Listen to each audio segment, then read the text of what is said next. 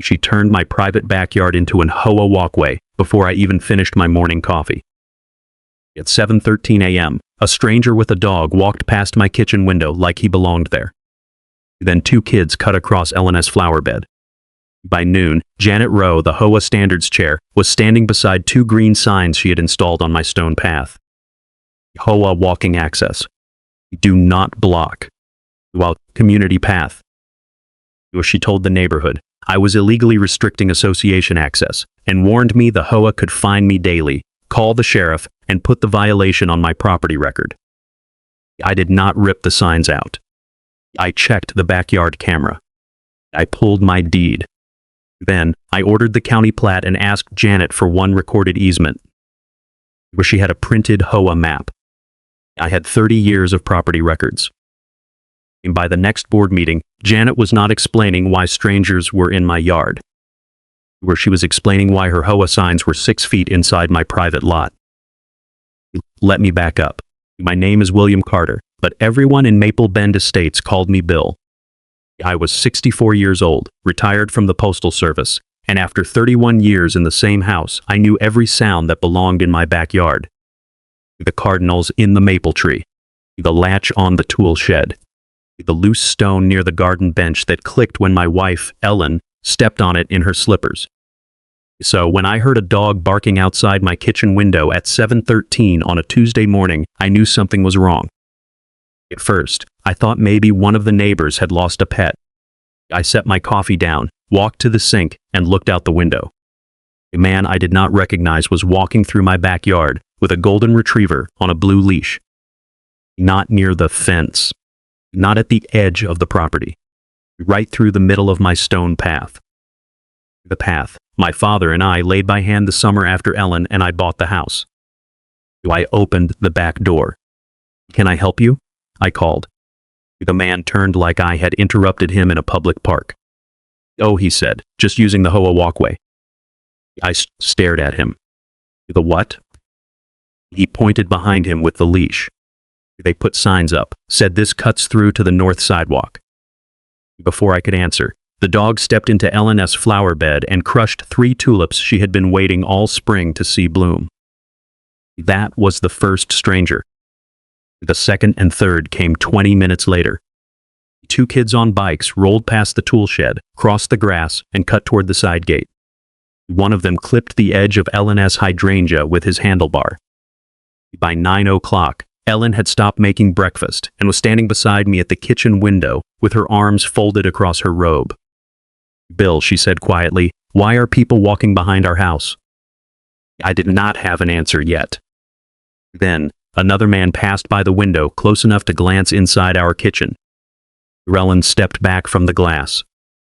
It was a small movement. But, after 31 years of watching my wife drink coffee by that window, without a second thought, seeing her move away from it bothered me more than the signs I had not even found yet. That was when this stopped being a neighborhood inconvenience. It became an invasion of the one place she was supposed to feel safe. So I put on my boots and walked outside. Our backyard was not large, but it was private. The stone path started at the patio, curved around the flower bed, past the old garden bench, and ended at my tool shed. There was no public sidewalk behind it. No park trail. No community gate. Just our yard, our fence line, and 31 years of quiet. Then I saw the signs. 2 green metal signs had been posted along my stone path. White letters. Official. Looking. Bolted onto fresh wooden stakes. HOA walking access. Do not block. Rat community path. For a moment, I just stood there reading them. Not because I believed them. Because I was trying to understand the nerve it took to put those words inside another man's backyard. I had not received a notice. I had not signed permission. No one had called, emailed, knocked, or asked whether they could dig holes beside the path my father helped me build. Then I heard a voice from the side yard. "Good, you found them." Janet Rowe stepped around the corner of my house like she had every right to be there. Janet was the HOA Community Standards Chair. Late 50s, with short silver hair, red glasses, clipboard, always held against her chest, like it was evidence of authority.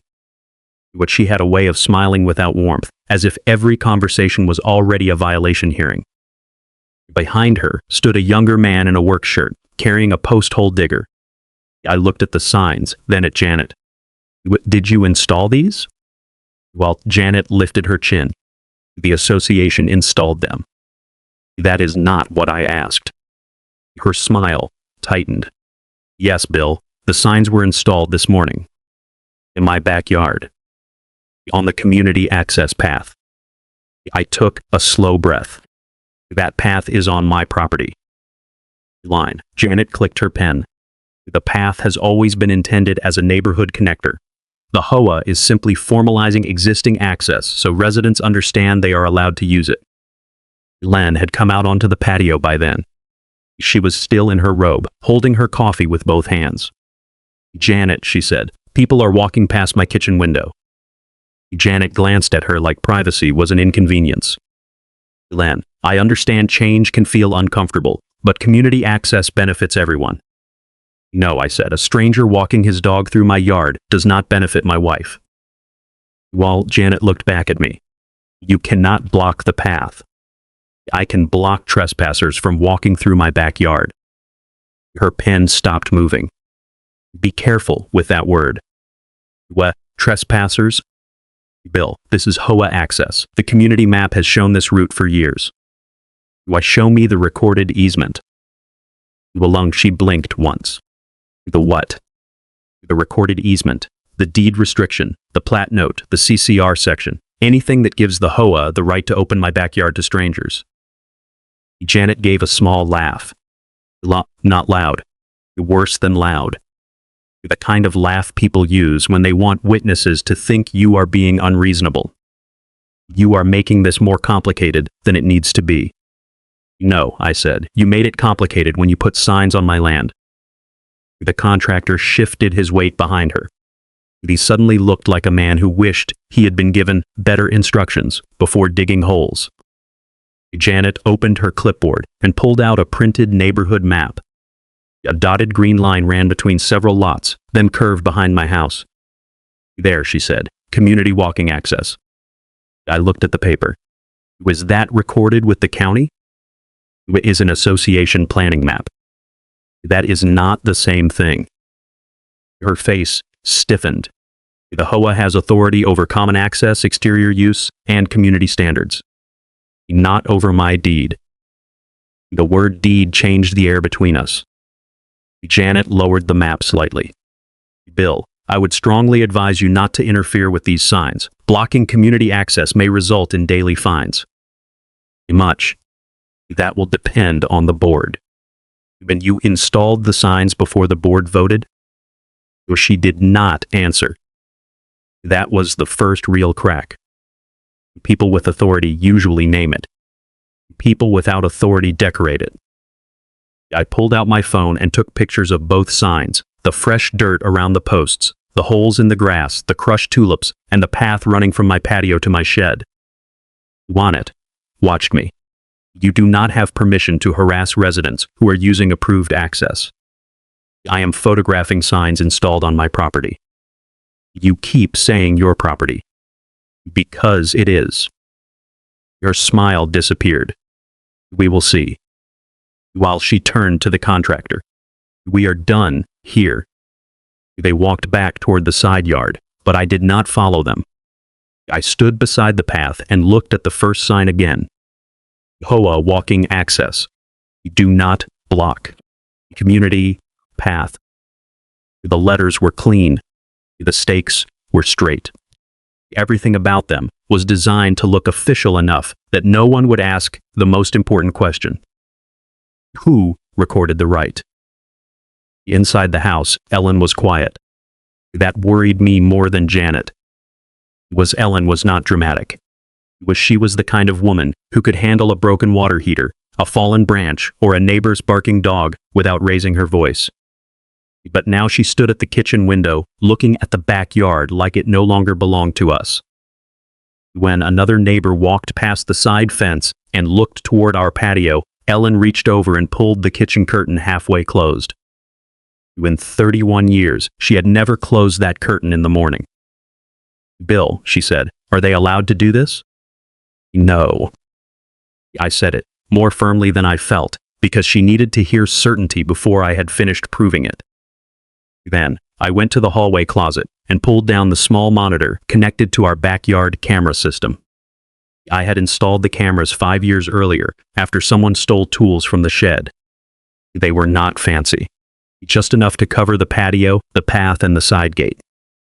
I rewound the footage to before sunrise. At 6:38 a.m., Janice White-Suve stopped in front of my house. At 6:41, she came through the side gate with the contractor. At 6:44, she stood on my stone path, pointed at the ground, and said something I had to replay 3 times. "Put them where people can see them. Once the signs are up, he'll have to prove it isn't a HOA access." Ellen turned toward me slowly. "Well, she knew." "Yes," I said. "Or she knew you would object." Recom, she counted on it. I saved the clip immediately. Then I copied it to a flash drive. Then I emailed it to myself with the subject line: "Backyard access signs, Janet Rowe." I did not pull the signs out. I did not yell across the fence. I did not give Janet the angry reaction she was probably waiting for. Instead, I walked to the filing cabinet in the guest room and opened the old blue folder from our closing. The deed was still there. So was the subdivision plat. So was the original survey from when Ellen and I bought the house. The paper smelled old. The ink had faded slightly, but the property line was clear. Lot 18. Our lot. Our backyard. Our path. I laid the deed on the kitchen table, placed Janet's map beside it, and saw the problem immediately. Her dotted green line did not follow a recorded access corridor. It would cut straight through private land. Mine. By lunch, my phone was already buzzing with messages from neighbors asking why I had blocked the new HOA path. That was how I knew Janet had not just installed signs, where she had already started selling the lie. And that was when I understood what she had really done. She had not made a mistake. Where she had made a bet. She bet that 2 official-looking signs, 1 confident email, and a clipboard would make me accept strangers in my backyard before I ever checked the record. But Janet forgot something important. A sign can be printed in 1 morning. A deed waits 30 years for the right person to read it. By noon, Janet had turned my backyard into a rumor. That was the first thing I learned about fake authority. It does not need to be true right away. It only needs to sound official long enough for other people to repeat it. My phone buzzed while Ellen and I were still sitting at the kitchen table with the deed open between us. The first message came from a neighbor named Paul Larkin. "Bill, is the new HOA walking path open yet, or are you blocking it?" I read it twice. Then another came from Mrs. Delaney 2 doors down. Janet said, "The HOA restored the rear access route. Are we supposed to use your side gate or the path behind the shed?" Ellen looked at my face. "What is it?" I turned the phone around so she could read the messages. Her hand went to her mouth. What she told people already. She did more than tell them. I said she gave them directions. That was when the 3rd message arrived. It was not from a neighbor. It was from the Maple Bend Estates Management Office. Delete, subject line, notice of access obstruction. I opened it at the kitchen table, while Ellen stood behind my chair. The email said, the association had received a report that I was obstructing a recognized community walking route located behind my residence. It said the new HOA signs were placed to clarify access for residents and prevent confusion. Then came the line Janet wanted me to see. Failure to remove any barriers, verbal interference, or hostile conduct toward residents using the access path may result in daily fines and referral to enforcement. I leaned back in my chair. Ellen whispered, "Hostile conduct." I asked a man why he was walking through our yard. "That is hostile now?" According to Janet, privacy is hostile. I printed the email. Then, I printed Paul's message, Mrs. Delaney's message, and screenshots of the video showing Janet entering through my side gate with the contractor. I put all of it into a manila folder and wrote the time across the top of each page. Ellen watched me quietly. "What are you going to do?" "First," I said, "I'm going to keep people from walking past your kitchen window."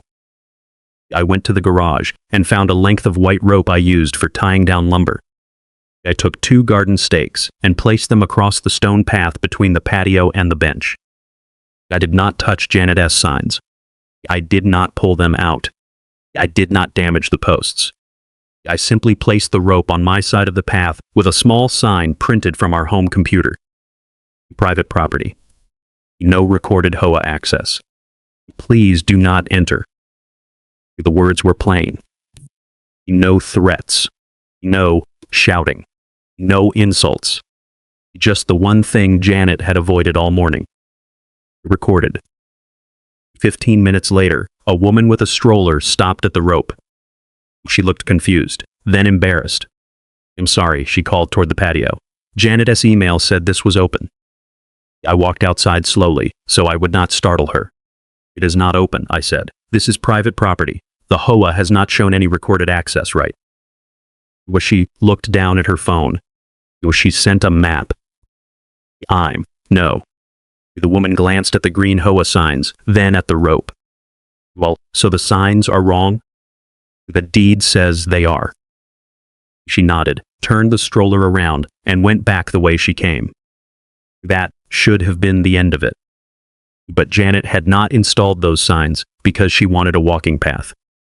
She installed them because she wanted a fight she could control. At 2:36 p.m., a white HOA notice envelope was taped to my front door. Not mailed. Not delivered by management. Taped. I opened it on the porch. The notice said I was in violation for obstructing common access, interfering with resident use, and placing unapproved signage on association-controlled property. Association-controlled property. I looked over my shoulder at the backyard. My patio. My bench. My shed. My path. Then, I saw Janet standing across the street beside her white Sue phone, lifted just high enough to record me reading it. I held the notice up and spoke clearly.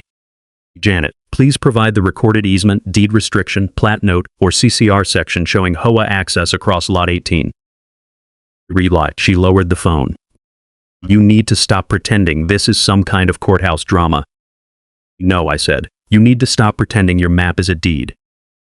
Her expression changed. That was the line she did not like. The next email came at 3:10. This time, Janet copied the board. "Mr. Carter is aggressively refusing to comply with HOA access requirements and has placed a barrier across a community path. I recommend immediate daily fines, beginning tomorrow morning, if the obstruction is not removed." Ellen read it over my shoulder. "She is making you sound dangerous." That is the point. What if people believe her? I looked toward the half-closed curtain over the kitchen window. That curtain bothered me more every time I saw it.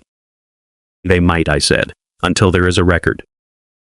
At 4:02 p.m., a sheriff's cruiser pulled up in front of our house. Ellen closed her eyes. She called them. I stood slowly. "Good." Ran. She looked at me. "Good?" If she called them, she has to explain what right she thinks she has. Deputy Marcus Hale stepped out of the cruiser with a notebook in one hand. He looked about 40, calm, tired, and not particularly interested in being used as someone's HOA weapon. Janet crossed the street before he reached my driveway. "Deputy, thank you," she said. "The homeowner is blocking community access and interfering with residents trying to use the HOA path." Deputy Hale glanced from Janet to me. "Mr. Carter?"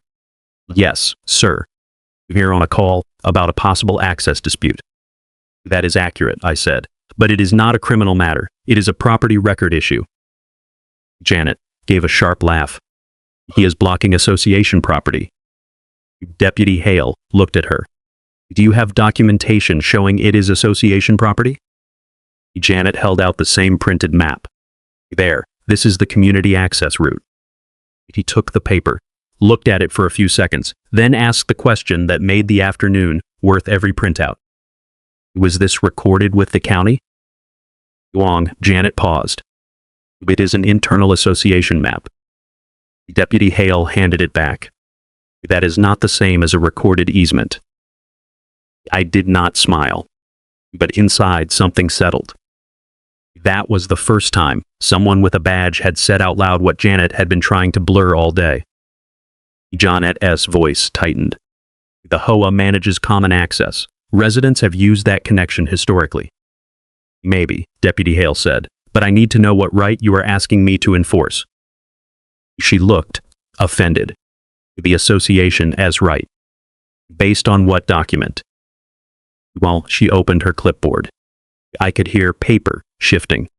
Not finding. Shifting. I don't have the full declaration with me. Deputy Hale turned to me. Mr. Carter, do you have your deed or survey? Yes. I had already placed copies in the folder. I handed him the deed, the old survey, the screenshots from Janet's camera clip, the HOA notice, and the email threatening daily fines. He read more carefully than Janet expected. Then he looked toward the backyard. Can I see the path? Yes, I said. You may enter with my permission. I said that last part slowly. Janet heard it. Deputy Hale followed me around the side yard. Janet came behind us, still holding her map like paper could get heavier if she gripped it hard enough. The rope was still across the path. The green sign stood beyond it. The fresh dirt around the posts was visible. Deputy Hale looked at the signs, then at the survey copy in his hand. These signs are inside the fence? Yes. And this path leads to your shed? Yes. Any gate to a common area? No. To any public trail behind the property? No. Janet interrupted. The common connection is implied through neighborhood use. Deputy Hale looked at her. Ma'am, implied use is not something I can enforce from a patrol call. Her face reddened. We cannot block residents from HOA access. If you have a recorded easement, bring it to the county or to court, he said, but I cannot order a homeowner to open his backyard based on an internal map. That sentence made Janet go very still.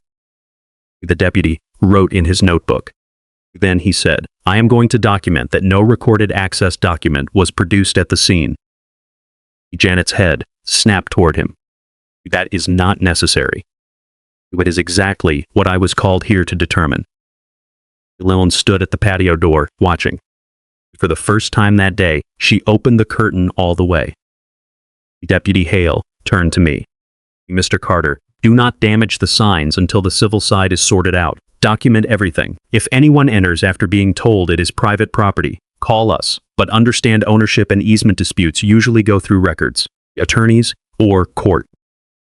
I understand. Then, he looked at Janet.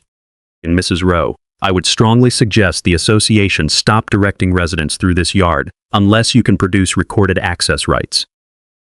Janet's mouth tightened into a line. If you believe a homeowner should not have to prove his own backyard is private just because someone with an HOA title printed a sign, this channel is for you. The board will address his obstruction, Janet said. That is a board matter, Deputy Hale said, not a sheriff's order. He walked back toward his cruiser. Janet stayed behind for a moment. The street had gone quiet, except for a lawnmower 2 houses down. She stepped closer, lowering her voice so the deputy would not hear. You'll regret making this official. I looked at the green signs, the rope, the fresh holes in my grass, and the woman who had sent strangers past my wife's kitchen window. No, Janet, I said. Official is exactly what I wanted.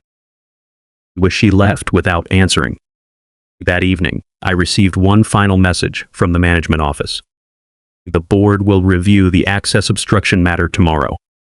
Please be prepared to remove barriers and comply with community use requirements.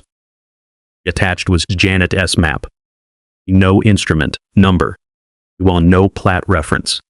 No deed citation. Just a dotted green line drawn through my backyard. I printed it and placed it behind the deputy's notes. Then I wrote across the top, HOA map not recorded. For the first time all day, Ellen sat by the kitchen window again. The curtain was open, but she did not look relaxed. Not yet. Trust does not come back just because a deputy writes something down. It comes back when the person who opened your private yard to strangers is forced to show the record she never had. And the next morning, I was going to the county recorder's office to get exactly that. The next morning, I arrived at the county recorder's office 15 minutes before it opened. There are places where people shout about ownership. And then there are places where ownership is written down. The recorder's office was quiet, beige, and almost painfully ordinary. A row of metal chairs, a wall clock that ticked too loudly, a counter with a plastic sign that said, "Certified copies required photo identification." It did not look dramatic. That was why I trusted it. At 8 sharp, a clerk named Marcia unlocked the front door and called me forward. "What can I help you find?" "I need every recorded document tied to my lot," I said. "Deed, subdivision plat, easements, HOA declaration amendments, and anything showing pedestrian access through Lot 18. Well, she looked over her glasses. "Lot 18 in which subdivision?" "Maple Bend Estates." "Property owner?" "William and Ellen Carter." Her fingers moved across the keyboard. I stood there with the manila folder under my arm, feeling the weight of Jan's signs, her emails, the deputy's notes, and Ellen's half-closed curtain all sitting inside it. Marcia printed the first document. Our deed. Then the recorded subdivision plat. Then the easement index. Then the HOA declaration.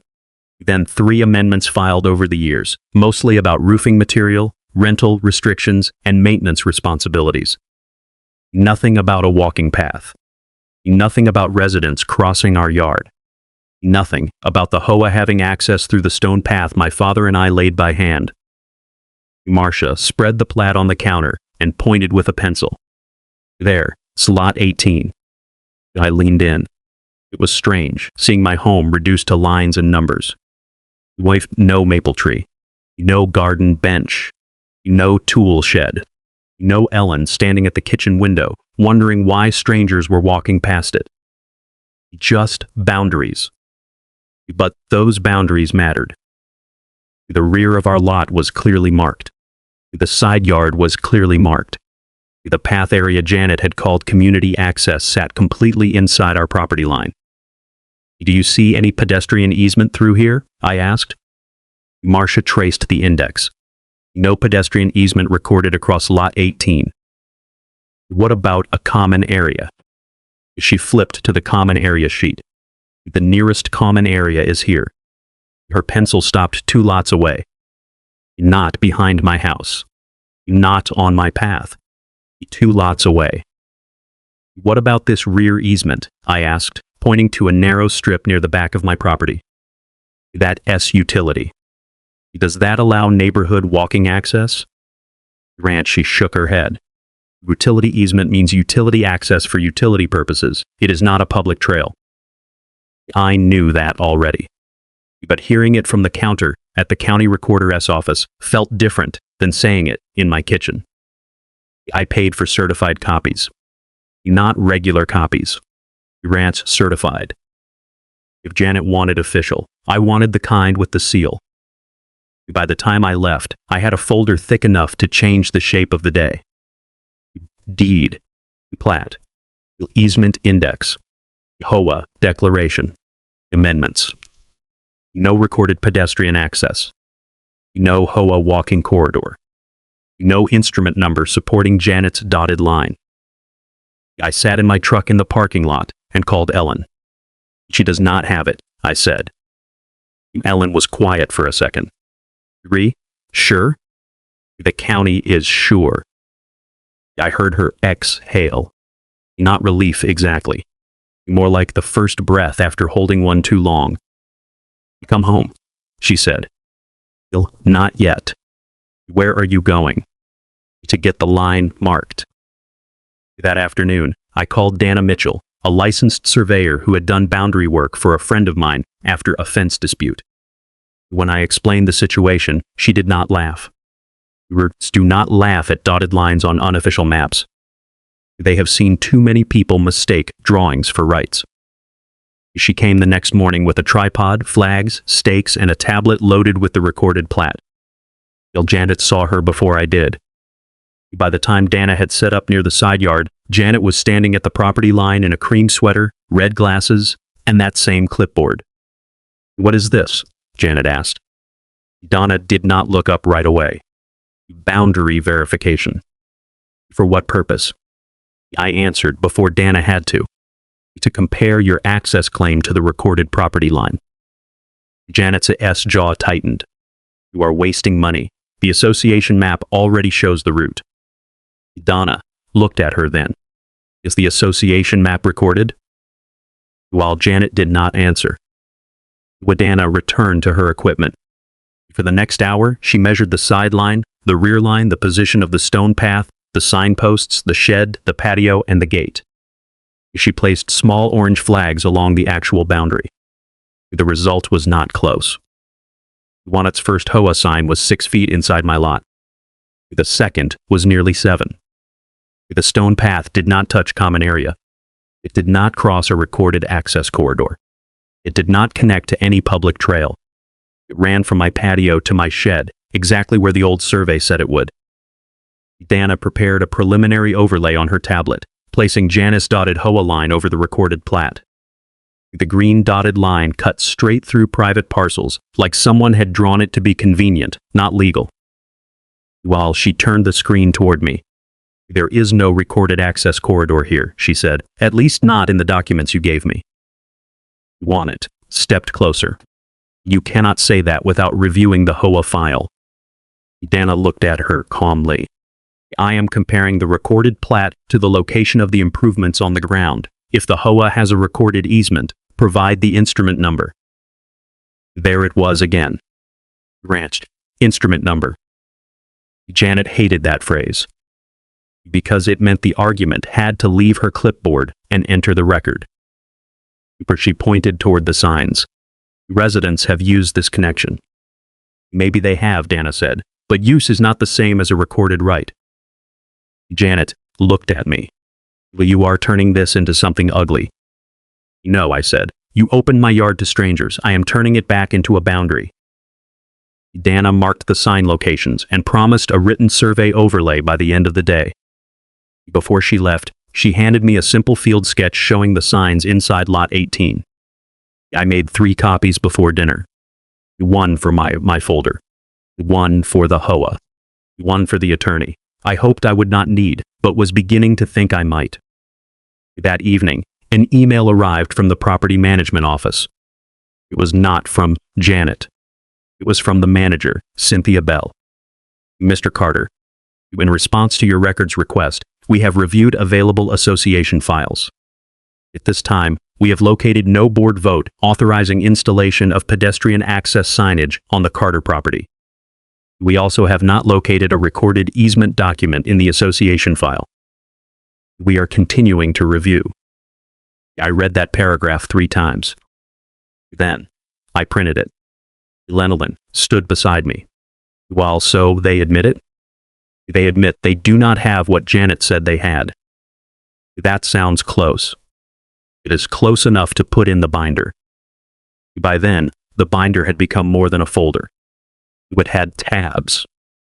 I made them with blue painter tape because I did not want to waste time looking for office labels. Tab 1, Deed. Tab 2, Recorded Plat. Tab 3, Easement Index. Tab 4, HOA Declaration. Tab 5, Camera Footage. Tab 6, Deputy Notes. Tab 7, Survey Overlay. Tab 8, Management Email. Llewellyn watched me tape the labels. "You look like you used to before tax season." I liked tax season. You liked receipts. I liked proof.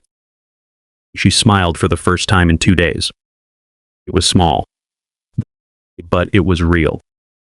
Then my phone buzzed again. Another email?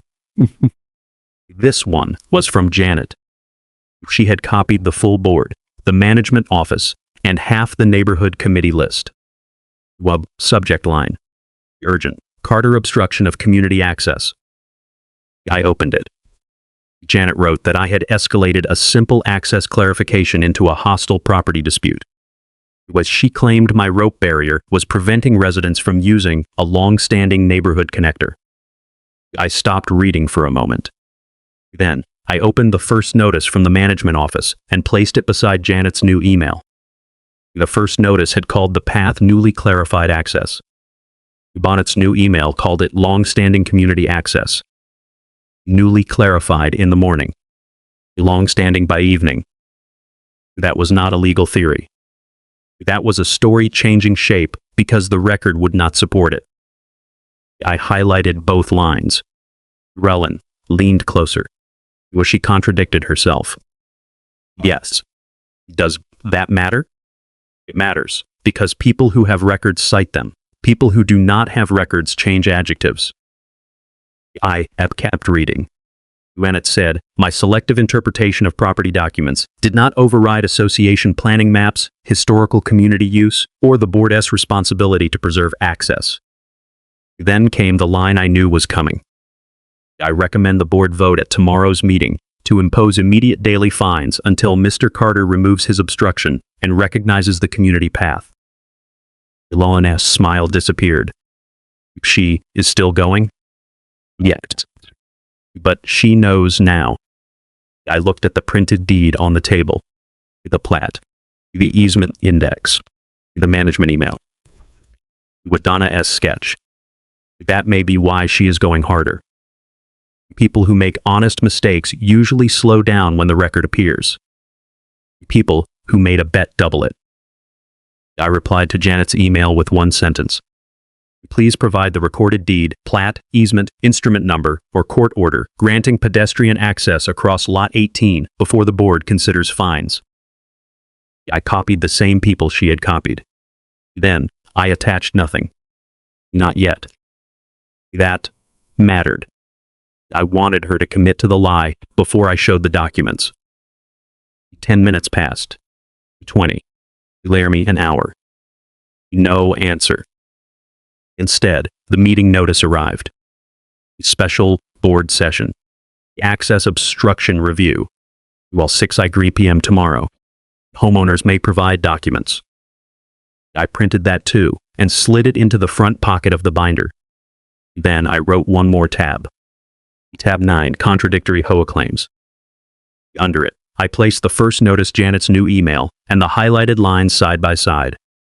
Newly clarified access. Long-standing community access. While same path. Ranch same day. Different story. Wellen sat across from me at the kitchen table, the curtain open behind her. Outside, the green HOA signs still stood beside our stone path. They looked different now. Not less insulting. Less powerful. Because I finally understood what they were. Not proof. Pressure.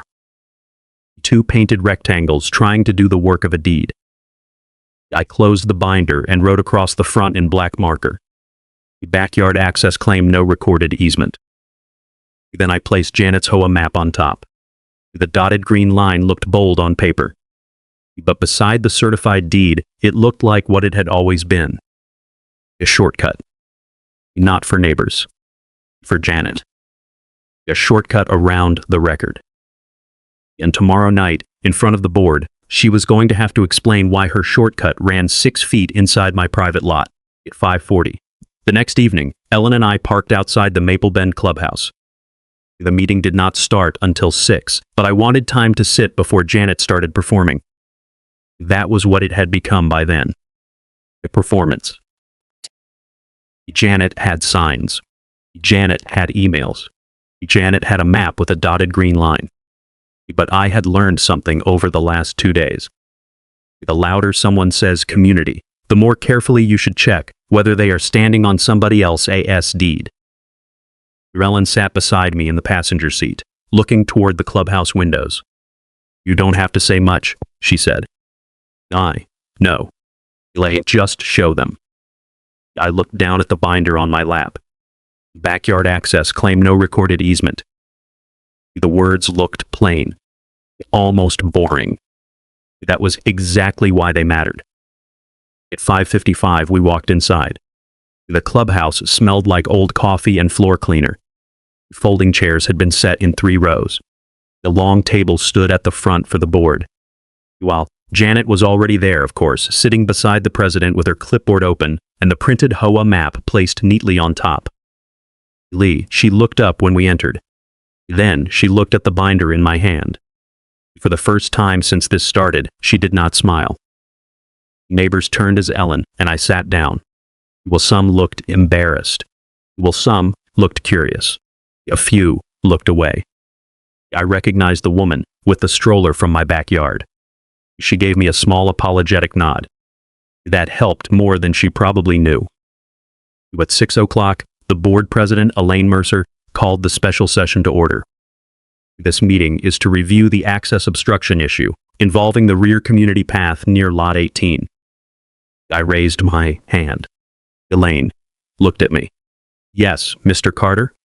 Before we begin, I want the record to reflect that I dispute the phrase community path. Janet leaned toward her microphone. The association map clearly identifies it as community access. Elaine held up one hand. Janet, you will have time. Janet sat back, but the pen in her hand started moving. Elaine continued. We also have association counsel on speakerphone. A male voice came through the conference speaker. This is Martin Keene. I am present for legal guidance only. That was good. Legal guidance meant the meeting could not survive on Janet's tone alone. Elaine turned to Janet. Mrs. Rowe, please summarize the issue. Why Janet stood with her map. Rang she had rehearsed. You could hear it in the rhythm. For many years, Maple Bend Estates has maintained informal pedestrian connections between sections of the neighborhood. These connections improve walkability, safety, and community access. Recently, the association clarified one such route behind the Carter residence with appropriate signage. Mr. Carter responded by placing a barrier across the path, confronting residents, and refusing to recognize the community's long-standing use. She looked around the room. Several people nodded because the words sounded reasonable if you ignored the backyard attached to them. Janet continued. I am recommending daily fines until the obstruction is removed and access is restored. Martin Keene's voice came through the speaker. Mrs. Rowe, before the board discusses fines, I need to ask a few questions. Janet's shoulders stiffened. Of course. Is there a recorded easement across Lot 18? Janet glanced down at her map. The association map shows the route. That was not my question. Is there a recorded easement? Janet paused. I do not have an instrument number in front of me. I opened the binder quietly. Martin continued. Is there a plat note dedicating that portion of Lot 18 for pedestrian access? Janet's voice lost a little polish. The path has been understood as shared access. Again, that is not my question. Is there a recorded plat note? Janet did not answer. Someone in the second row shifted in their chair. Martin asked, is there deed language in the Carter deed granting pedestrian access to the association or residence? Janet's face tightened. I have not reviewed their private deed. That was the first sound in the room that felt like a crack. A low murmur moved through the chairs. Elaine looked uncomfortable. Mr. Carter, she said, you may respond. I stood slowly. I did not bring the whole binder to the front. Just the first stack. My name is William Carter. My wife Ellen and I own Lot 18. The stone path behind our house runs from our patio to our tool shed. It is not a connector. It is not a public route. It is not common area. I placed the certified deed on the table. This is our deed. Then the recorded subdivision plat. This is the recorded plat. Then the easement index. This is the county easement search for Lot 18. Then the HOA declaration and amendments. These are the recorded association documents I was given by the county recorder. I looked at Elaine, not Janet. None of them grant pedestrian access across our backyard. Martin's voice came through. Mr. Carter, are those certified copies? Yes. Please leave copies with the board. I brought copies for that purpose. Juan, Janet stepped forward. With respect, Bill is presenting a selective interpretation, the community map. Well, Martin interrupted. Mrs. Rowe, does your map have an instrument number, plat reference, deed citation, or recorded amendment? The room went quiet. Why, Janet looked down at the map. It is an association planning document. Martin said, then it is not proof of access rights. That sentence changed the meeting. Not dramatically. Not like a movie. No one gasped. But people stopped looking at me like the stubborn homeowner blocking a shortcut, and started looking at Janet like someone who had sent them somewhere she had not checked. I turned to the next tab. This is the Deputy's incident note from yesterday. Deputy Hale asked Mrs. Rowe for recorded access authority. None was produced at the scene. Elaine glanced at Janet. Janet kept her eyes on the table. I turned to the next tab. This is a preliminary field sketch from Dana Mitchell, a licensed surveyor. Her written overlay is pending, but this sketch shows the installed HOA sign 6 to 7 feet inside lot 18. I placed it on the table. The board members leaned forward. Elaine's eyebrows lifted. 6 feet? Yes. Janet said quickly, that depends on interpretation of the path alignment. I looked at her then. No, Janet, a boundary stake is not an interpretation. The room murmured. Again. Martin spoke.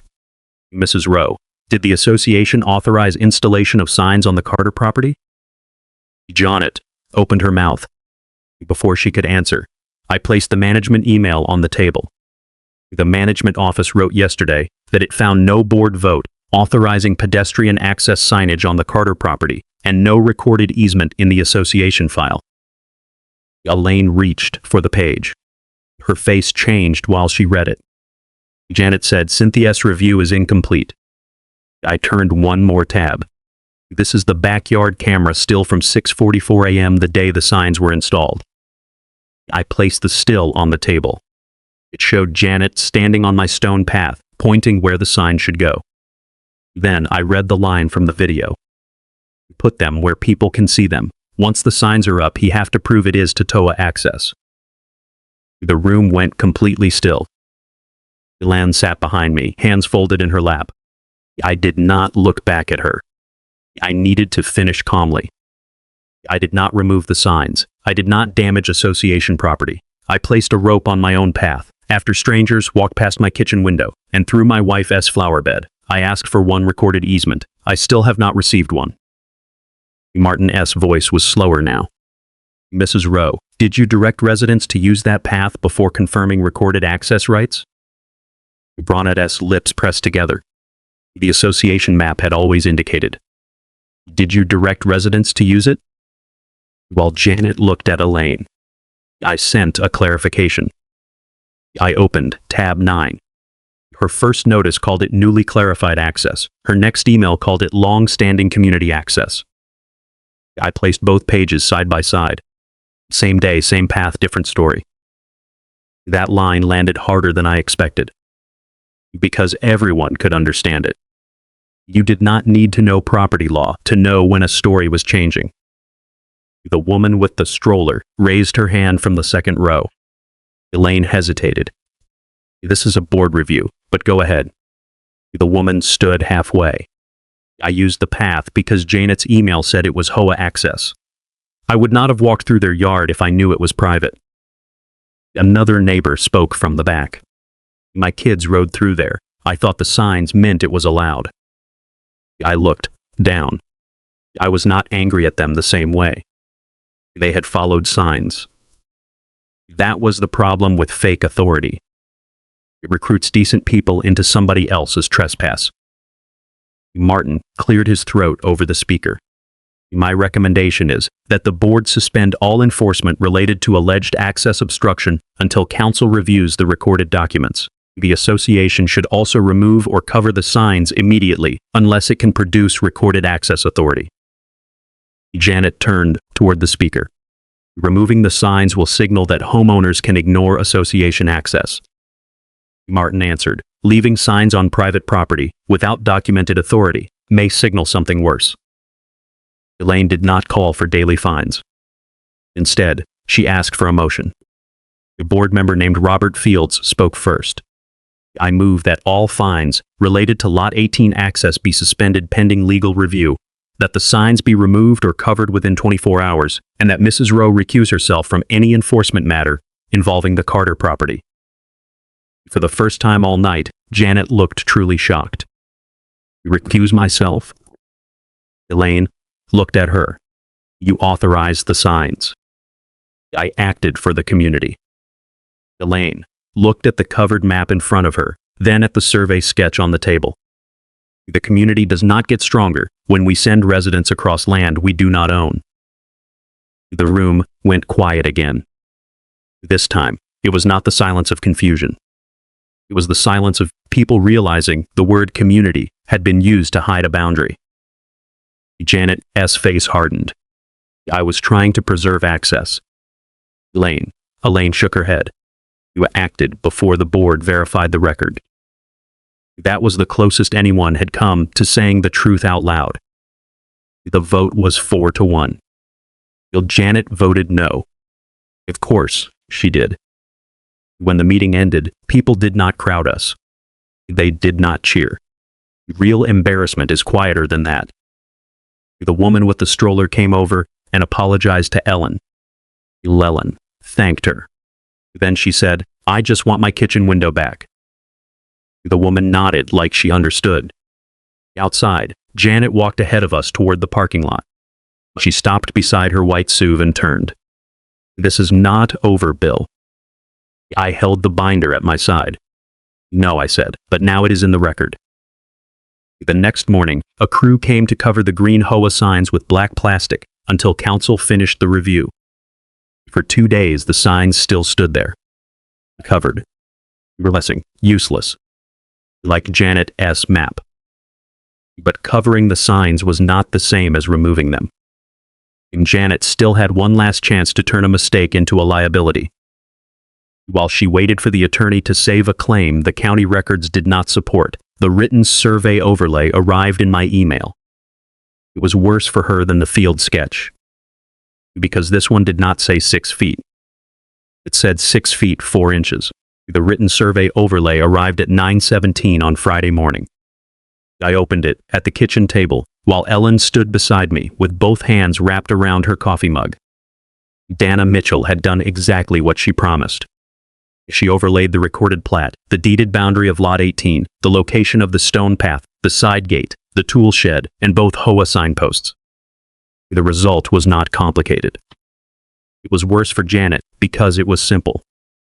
The first HOA sign was 6 feet 4 inches inside our private lot. The second was 6 feet 11 inches. The stone path did not touch common area. It did not connect to any recorded pedestrian corridor. It did not cross an easement for neighborhood use. It began at our patio and ended at our shed. Ellen looked at the page for a long time. So it was never even close. No, I said, it was never close. I sent the survey overlay to Elaine Mercer, the board president, Cynthia Bell at the management office, and Martin Keene, the HOA attorney. I wrote one sentence in the email. Please confirm when the unauthorized signs will be removed from Lot 18 and when the association record will be corrected. Then, I waited. Not because I had nothing else to do. Because sometimes the hardest part of protecting your property is giving the other side enough time to put their next mistake in writing. At 11:42, Janet replied to the full thread. The survey does not account for historical use or the association's responsibility to maintain pedestrian connectivity. She did not mention the 6 feet 4 inches. She did not mention the deed. While she did not mention the missing easement. She reached for the same word again. 1. Community. Martin Keene answered, 17 minutes later. Mrs. Rowe, please do not communicate further on behalf of the association regarding Lot 18 access. Council is reviewing the recorded documents. That was the first consequence. Not a fine. Not a dramatic scene. Just one sentence telling Janet that her clipboard was no longer steering the case. By Monday afternoon, the board received Martin's written legal review. Elaine forwarded me a copy. It said the association had not produced any recorded pedestrian easement, deed restriction, plat dedication, or amendment granting resident access across Lot 18. It said the internal planning map did not create property rights. It said signage placed inside the Carter property without owner permission should be removed. Then came the part Ellen read out loud. The association should not continue to represent the Carter backyard path as community access unless and until a valid recorded right is established. Ellen sat down slowly. That means it's over. It means the record is over, I said. Janet may take longer. The next morning, the same contractor who installed the signs returned. This time, he did not bring Janet. He came with Cynthia Bell from management and a work order printed on yellow paper. Ellen and I stood on the patio. The contractor looked embarrassed. Mr. Carter, he said, I'm sorry, I was told this was HOA property. Why? No. He loosened the first post and pulled it from the ground. The sign came out with a wet pop of soil around the stake. HOA walking access. Do not block. Community path. For 3 days, those words had made strangers feel invited, and my wife feel watched. Now they were just metal on a stick. The second post came out easier. Cynthia took pictures of both holes, both removed signs, and the path after removal. For the file, she said. I want copies of that file correction, I said. You'll get them. By the end of the day, I received the official notice. All fines and enforcement actions related to alleged Lot 18 access obstruction were canceled. The association confirmed that no recorded pedestrian easement had been located. The management office corrected the property file to remove references to community path, HOA walking access, and association-controlled access. I printed the notice and placed it in the binder. Tab 10. Resolution. But there was still the damage Janet had caused. 2 holes in the yard. Crushed tulips. Survey costs. And 3 days of strangers being told they could walk through our private backyard. So I hired a local attorney for one letter. Not a lawsuit. A letter. He requested reimbursement for the survey, repair of the signpost holes, replacement plants for L&S flower bed, and attorney consultation fees. It also requested written confirmation that no future access, signage, notices, maps, or enforcement actions would identify Lot 18 as community access without recorded legal authority. The attorney copied the HOA's insurance carrier. That got attention faster than any speech at a meeting. A week later, the board approved reimbursement. Well, not everything, but enough. They paid the survey cost, the yard repair, the replacement plants, and the attorney letter. More importantly, they approved a new rule for the association. No access claim could be enforced. No sign could be installed. No homeowner could be fined for blocking alleged community use, unless the board first had a recorded deed, plat, easement, court order, or written legal opinion confirming the right. Elaine read that policy at the next regular meeting. Janet sat 2 chairs from the end of the board table. No clipboard. Just a folder. When Elaine reached the final item, the room got quiet. Mrs. Rowe will no longer participate in property access enforcement review or signage authorization. Janet stared straight ahead. She did not resign. People like Janet rarely give you that clean of an ending. But she lost the part she had abused. That mattered more. After the meeting, Paul Larkin approached me in the parking lot.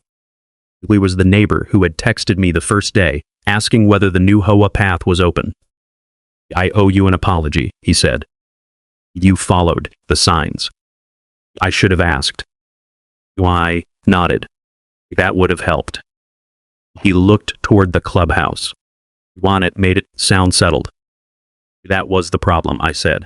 It sounded settled before anyone checked the record. A few days later, Ellen and I restored the path. I filled the post holes with soil and tamped them flat. And replanted the tulips that had been crushed near the edge of the bed. She picked yellow ones this time, because she said the yard needed something bright after all that green HOA nonsense. Then I reset the loose stone near the bench, the one that clicked under her slippers. My father had placed that stone 31 years earlier. I could still remember him, kneeling there with a rubber mallet, telling me that a path should lead somewhere you actually had a right to be. That line stayed with me. So I bought a small bronze marker. Not ugly, not angry, just clear. Private property. No HOA access recorded. I placed it near the garden bench, low enough that it did not shout, but visible enough that no one could pretend confusion. That evening, Ellen opened the kitchen curtain all the way. For the first time since Janet S. signs went up, she did not check the side gate before pouring her coffee. She just stood at the sink looking out at the path. No strangers. No dogs. No kids cutting through the flowers. Just our backyard. Our bench. Our shed. Our quiet. She smiled without turning around. I have my window back. That was the real victory. Not Janet's embarrassment. Not the canceled fines. Not the reimbursement check. The victory was Ellen, standing in her own kitchen again, without stepping away from the glass. Lonnet tried to turn a private backyard into community access, with 2 signs and a dotted map. But signs do not create easements. Emails do not rewrite deeds. And calling something community property does not make it community property when the county record says otherwise. A clipboard does not outrank a deed. A planning map does not move a property line. No HOA Karen gets to open your backyard to strangers just because she thinks her title sounds official. If you have ever had to protect your property from someone who thought a title, a map, or a clipboard gave them more rights than your deed, share your story in the comments. And if you believe private property should not disappear just because an HOA printed a sign, subscribe to Property Line Justice for the next story, where the record speaks louder than the bully.